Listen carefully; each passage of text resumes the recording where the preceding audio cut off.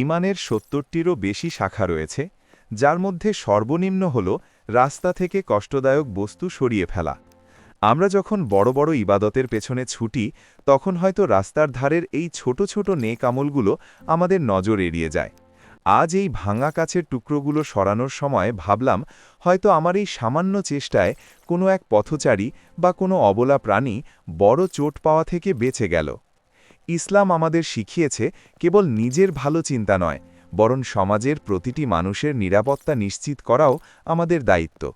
একটি ছোট কাঁটা বা কাঁচ সরানো হয়তো খুব সামান্য কাজ, কিন্তু আল্লাহর কাছে এর প্রতিদান হতে পারে অনেক বড়। আসুন আমরা আমাদের চারপাশকে নিরাপদ রাখি, কারণ প্রকৃত মুমিন সেই, যার হাত ও মুখ থেকে অন্যেরা নিরাপদ থাকে। আর মানুষ তো মানুষের জন্যই।